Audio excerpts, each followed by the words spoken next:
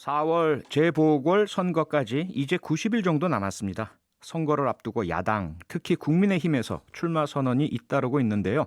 서울시장 출마자 릴레이 인터뷰. 오늘은 저희 하이킥 청취자들에게 친숙한 분이죠. 오신환 전 의원을 전화로 만나보겠습니다. 오신환 의원님 안녕하세요. 예, 안녕하세요. 네, 반갑습니다. 반갑습니다. 작년 예, 9월이었죠. 선곡 네네. 진검승부 나오셨을 때 제가 여쭤봤어요. 서울시장 나가십니까? 그랬더니 그때 답변이요. 모든 가능성을 열어두고 있습니다. 이렇게 하셨어요. 기억나시죠? 네네, 기억납니다. 예. 그 당시에 이미 마음속에서는 출마를 결심하고 계셨던 겁니까? 아니에요. 아니에요? 그때는 네. 제가 아시다시피 정치문화 플랫폼 하우스 개업 준비로 정신이 없었거든요. 예. 네.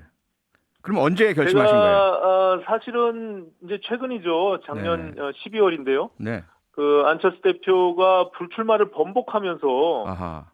야권 단일 후보로 나가겠다고 단일화 선언하는 것을 보고 제가 결심을 했어요. 왜냐하면 네. 이 선거가 다시 10년 전 과거 선거로 돌아갈 가능성이 있다. 네. 그러면 서울의 미래를 얘기해야 되는데 이게 지금 이제 출마를 하시겠다는 분이나 하겠다고 선언하신 분들 모두가 어떻게 여야 할 거 없이 10년 전에 네. 등장했던 분들이거든요. 예, 예. 그래서 이게 정치 진흙탕 싸움이 될 가능성도 있고 그래서 제가 네. 젊은 서울 또 새로운 서울 미래지향적인 선거를 만들어야 되겠다. 음. 이런 생각을 하고요. 결심을 네. 하게 됐습니다. 예. 예, 지금 방금 말씀 주셨던 출마 선언문 속에 10년 전 박원순 서울시장 등장할 때 조연으로 함께 섰던 분들이 출마를 선언했거나 고민하고 있다는 소식이 들린다. 과거 회기다. 이렇게 이제 쓰셨습니다. 그러면 그렇습니다. 예. 여기에 언급되신 그 분들, 과거 분들, 조연이라고 하신 분들이 사실 짚어보면 말씀 주셨지만 나경원 전 의원, 오세훈 전 시장, 그리고 국민의당 안철수 대표 이 세 분을 겨냥했다. 이렇게 보면 맞습니까? 네, 물론 그렇고요. 네. 지금 또 여당에서도 박영선 장관이나 예. 거론되고 계시는 분들도 당시에 다 등장했던 분들이죠. 선거에. 우상호 의원도 그때 등장했었던가요? 우상호 의원은 제가 네. 알기로 아마 그 민주당 내 경선 아하, 과정에서 당내. 예, 예. 그렇고 박영선 장관은 본선에서 이제 그 야권 단일화 과정에서 박원순 그랬죠. 시장과 맞습니다. 예. 단일화 실패했었죠. 예. 네. 자, 그러니까요. 나경원 전 의원이 이렇게 응수를 하셨어요. SNS에서.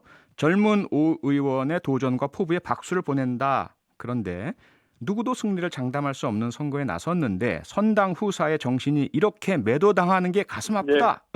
가슴 아프시다고 하셔서 매도하신 겁니까? 나경원 선배가 거짓말 하실 분은 아니라고 믿고요. 네. 저는 이게 제가 글도 썼지만 기억의 왜곡이라고 생각한다. 음흠. 당시 이제 여론조사 결과를 보면요. 네. 박원순 안철수 단일화 직후에 나경원 후보가 앞서고 있었거든요. 예.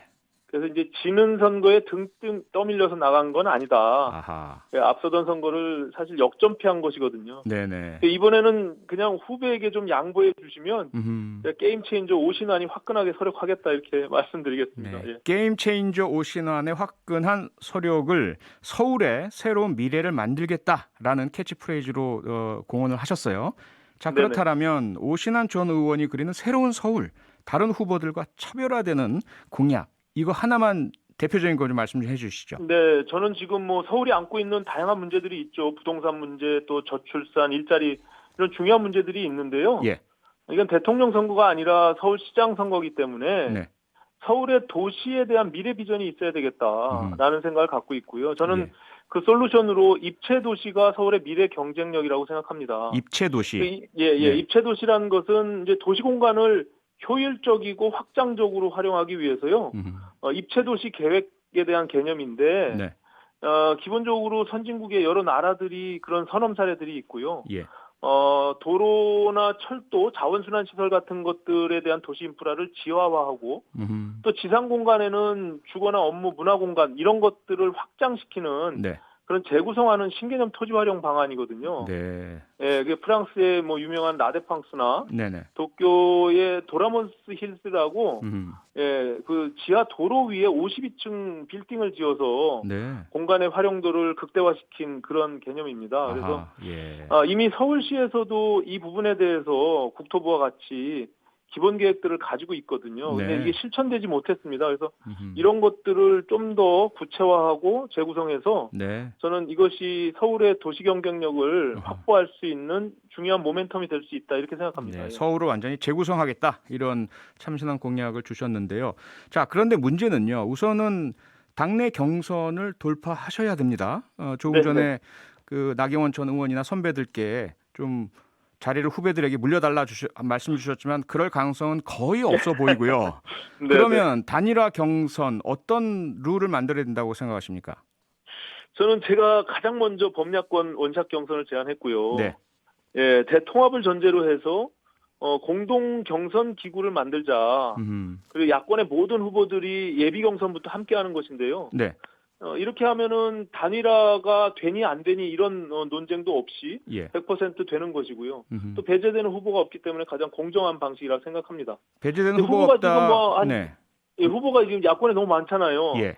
그래서 이것을 단계적으로 예선, 준결승, 또 결승, 음. 서바이벌 경선을 하게 되면 흥행에도 도움이 되고요. 네. 저는 그 과정들이 굉장히 혁신적인 과정들로 만들어내야 네. 그 시너지를 극대화할 수 있다 이렇게 생각합니다. 그 말씀은 원하는 사람은 누구든 와라. 금태섭 전 의원까지도 포함되는 말씀으로 이해되는데 맞죠?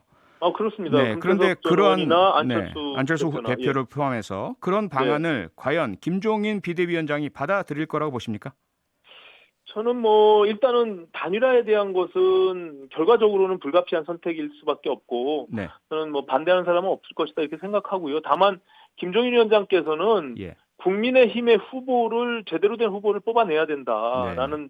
정확한 말씀을 갖고 계시는 거고요. 그렇죠. 저는 이 과정에서 사실 가장 중요한 부분은 안철수 대표가 단일화 생각을 정확하게 말하는 게 매우 중요하다 생각합니다. 이게 우리가 17년도, 18년도 대선이나 지방 서울시장 선거에서 예. 안철수 단일화 논의가 있었잖아요. 근데 성사되지 못했거든요. 그렇습니다.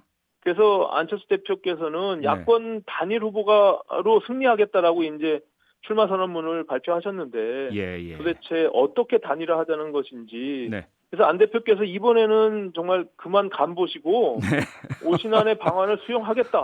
예. 아니면은 그냥 꽃가마를 태워달라. 네. 아니면 그것도 싫으면 제비뽑기 하자. 이렇게 좀 확실하게. 명확하게 얘기할 필요가 있다. 네. 그래야 시민들이 단일화에 대한 불확실성으로 네. 또 이 지리한 룰 싸움을 하게 되면 저는 오히려 야권이 역풍을 불 수 있다. 굉장히 위험하다 이렇게 생각합니다. 예. 네, 오늘은 여기까지 들어야 되겠습니다. 서울시장 선거에 예. 출마 선언을 한 오신환 전 국민의힘 의원이었습니다.